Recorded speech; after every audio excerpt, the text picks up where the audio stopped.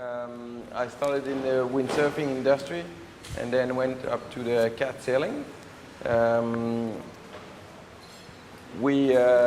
I created in 2003 Sail Innovation, which is the brand of the sails we do. Specialized in the windsurfing sails, and then we swapped to the catamaran sails.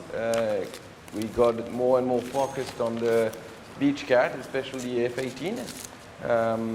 We set up in 2010 a team with professional sailors like Olivier Baquès, which is a tornado sailor, in order to try to win the World Championship that we won in 2010. And then after winning this title, we believed that the future would be to move to the next step, which is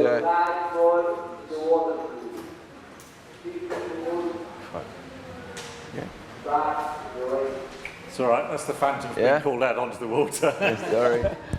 So yeah, we believe that the next step from making sails and developing the boats would be to build our own boats, because we used to sail on Hobie boats or Capricorn or other F18, and had a close relationship with Martin Fisher, and we decided in 2011 to launch our own project, which was called the Phantom. The idea behind the project from day one was to design a fully folding boat. So that was based on Martin Fisher's idea and experience on the A-class and the experience he had on the bigger boats. And we really believed that would be the future. That was before the America's Cup and before what Team New Zealand showed to all of us with the folding boats. So we decided to go in the first step to F18, and in parallel to develop a fully folding boat, because we knew that the fully folding boat will take a lot of development and resource, and it would take a lot of time to get it right. So in parallel we started the F18, and we won the European, then the World Championship in 2012, and then we did the Vice Champion in 2013. And in parallel we started to develop the Flying Phantom with a different foil and rudders configuration. That was one of the first configuration with the S-shape dagger boards and L-shape rudders.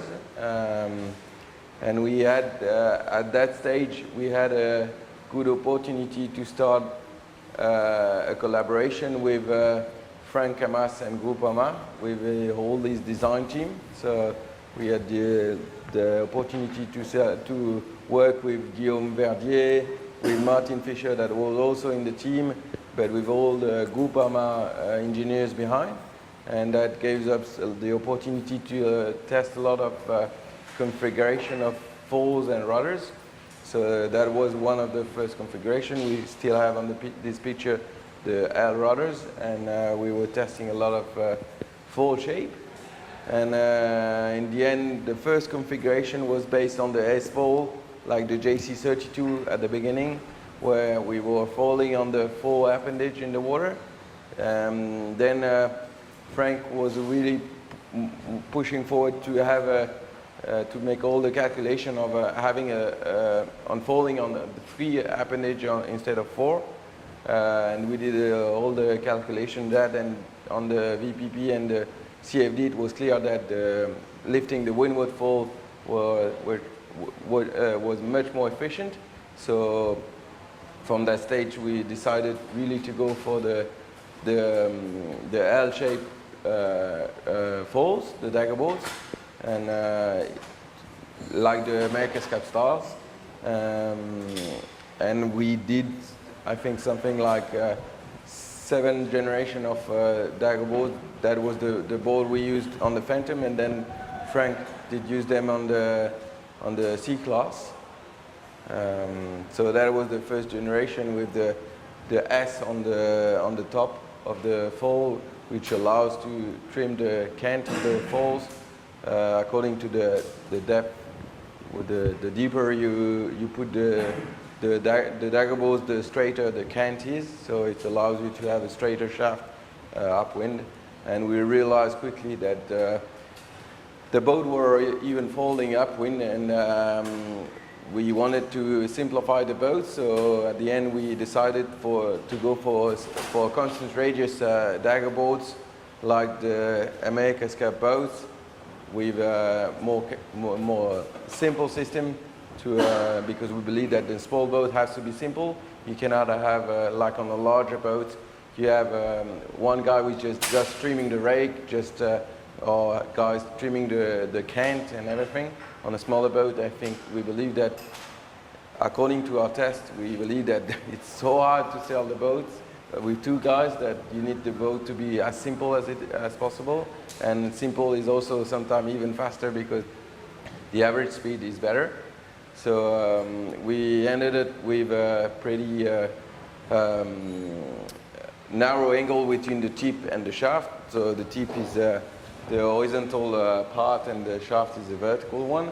And we've been testing a lot of different angles to see how the boats handle. And in the end, we came back to a very pretty narrow angle, which makes the stability a lot better. So on the bigger boat, you can have the heave stability, so the altitude is really trimmed by the rake of the foal and the balance of the boat. On a smaller boat, you cannot trim the rake actively like you can do on a bigger boat. So we are using what we call a piercing surface foal, which is auto-stabilizing the altitude of the flight by when the tip pierces the water. It reduces the lift, and then the boats try to stabilize in a certain level. So according to that, like they did on the gunboat J4, we did all the calculation about the stress and everything. Like, it was very interesting to hear how they managed the corners, also the halvo in the bottom. We came also back to a very similar solution. We are not using any stainless steel part in the bottom. It's fully laminate, and so we don't have, like on the C-class, titanium or stainless steel in the halvo. It's full composite. In the end, we did a lot of analysis also on the stiffness of the boats, and especially the rudders, because we realized very quickly that these small boats, the limitation is how you can steer the boat at high speed, and how stable is the boat with the steering. So we ended up with the stiffest rudders we could build, and improving the stiffness was making the boat much easier to sail over 25 or 30 knots. So we did all the calculation with engineers called Brett Ellis who used to work at Prada, and now he's working for Artemis. And same thing for the hulls. We did a lot of calculation. So we launched the boat, the first production boat, in the boat show, Paris Boat Show, in the end of 2013. So it was the final configuration with the constant radius falls, the aspect tips, and the T rudders.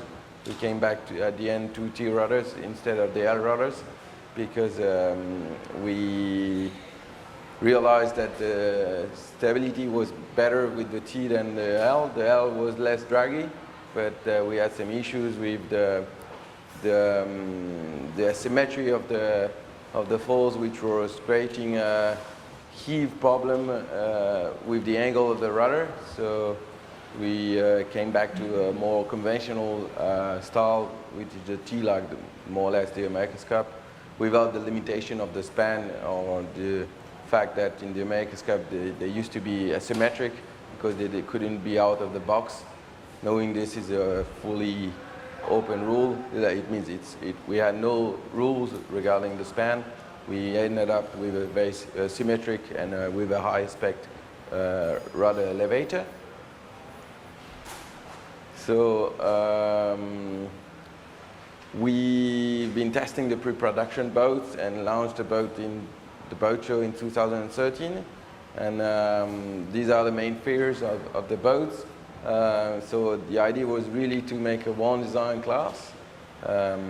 We believe that the future and like the JC32 or even the America's Cup is showing that going more and more to one design is limiting the cost and limiting the being more focused on the sailors and less on the development. So we did 3 years of development, and we believe that now we have reached our goal, which is having a fast boat, but also reliable and easy to use. So that's all about compromise. And in the end, the boat started falling in 6 knots of wind, downwind even less, and you can fall upwind from 8 to 10 knots. We've sold so far a little bit more than 80 boats, and the specs of the boat is fully built out of carbon pre-preg and Nomex, which is quite unique in the production boat of that style. It means as compared to what OB or NACRA is using, the technology is pretty different. We believe that we wanted to build a light and efficient boat rather than building a more larger boat with more sail area. We believe that light and small could be very efficient and easier to sail and more around. So in the end, we ended up with a 5.5 meter boat, which is 18 foot. The width is 3 meter wide, like a tornado. And the weight is a little bit higher than that. It's 165 today with all the sails and appendage. Knowing that the appendage are the heaviest part of the boats. For example, each dagger board weighs 12 and a half kilos, which is 3 to 4 times what weight Formula 18 dagger boards in comparison. So same thing for the rudders. So at the end, we are using high-tech technology like they use on the America's Cup with the pre-preg carbon, Nomex, and cured at high temperature in the autoclave, and then painted instead of using gel coat.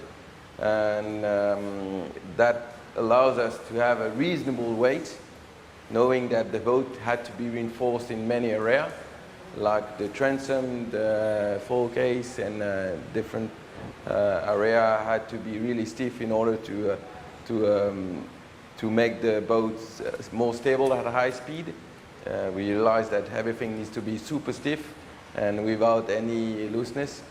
So that was one of the conclusions we had, is that you have to be really very stiff platform with very stiff and strong appendage, and that helps to make the boat safer and stable at higher speed.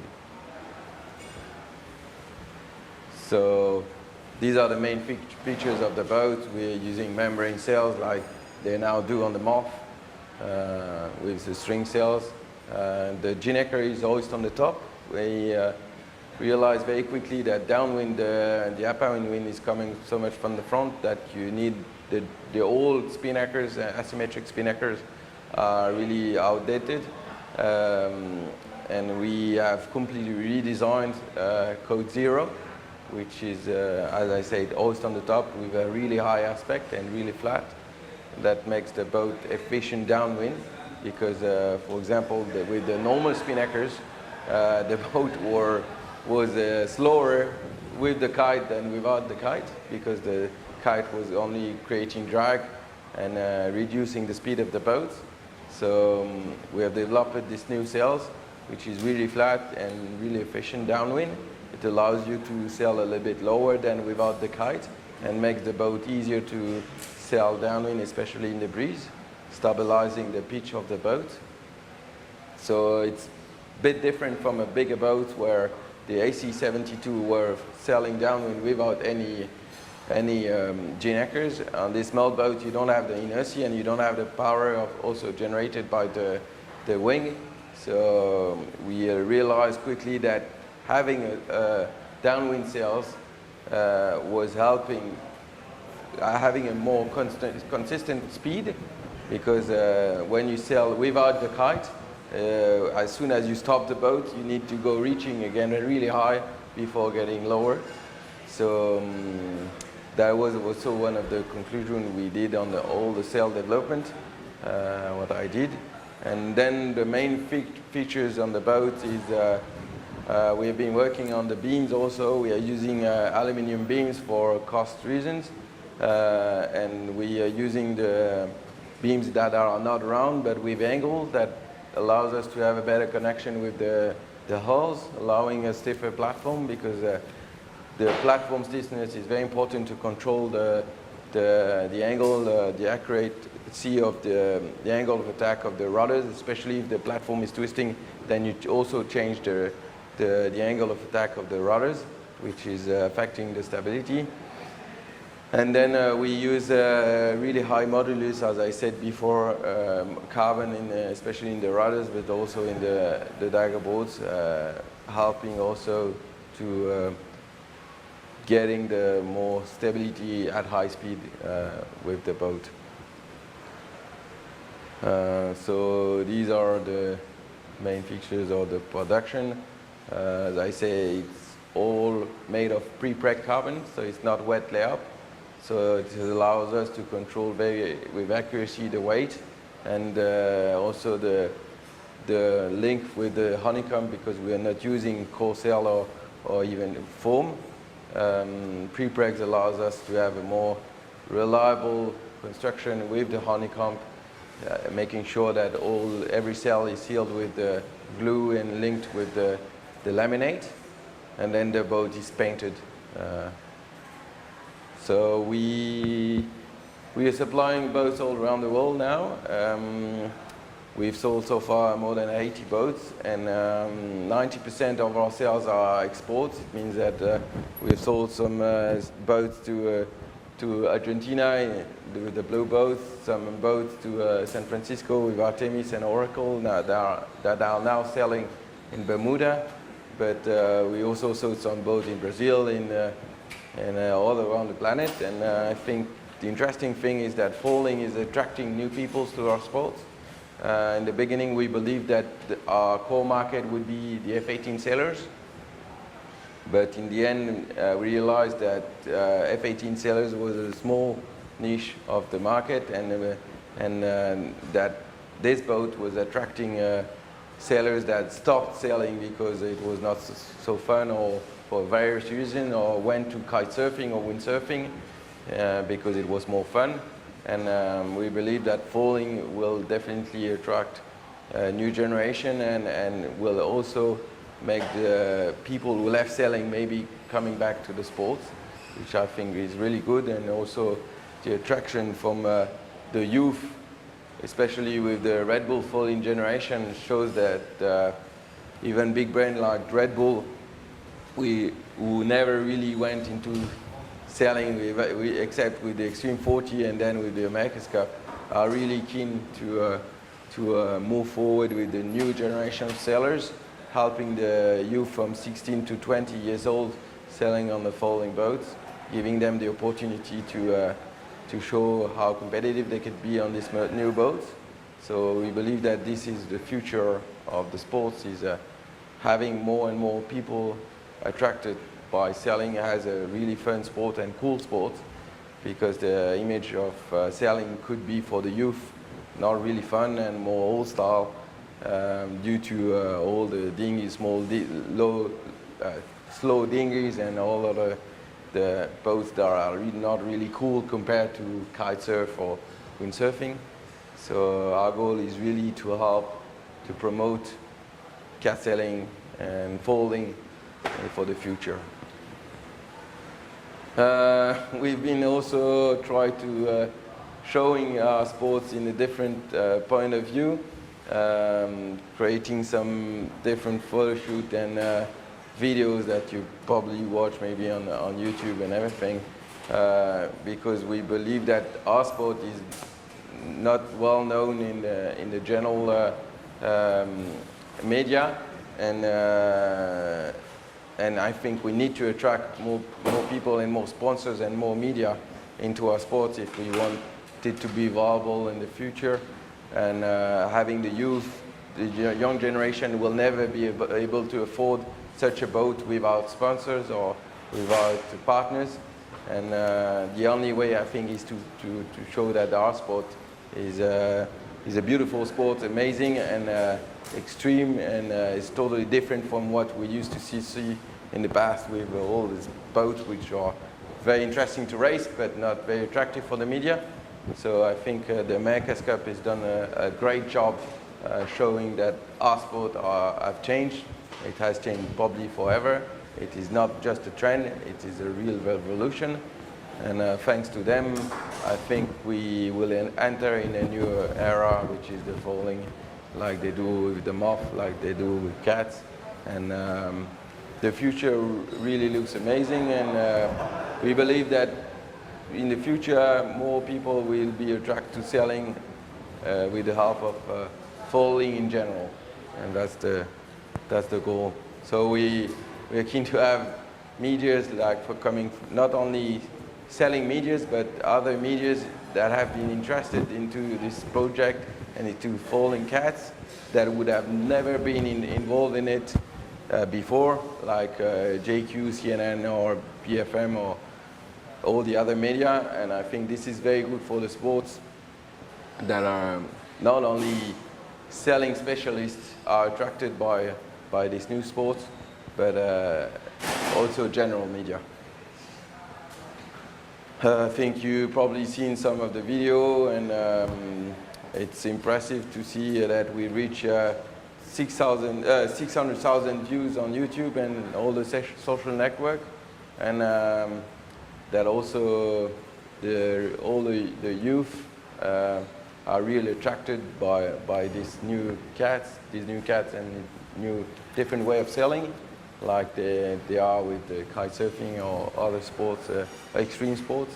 This is attracting really all the social media generation, which is also important. So this is it. Do you have any question or? Okay, I think we've just got time for a very quick, if anybody has any short questions for Alex before we move on, and then we'll save everything else for the round table. No? Okay, we will then take another 2 or 3 minutes, please don't go very far, for our final presentation, and then we'll have a round table session where we'll have a little bit of a summary of what's happened this morning, and any questions for Alex and any others, we'll take them then.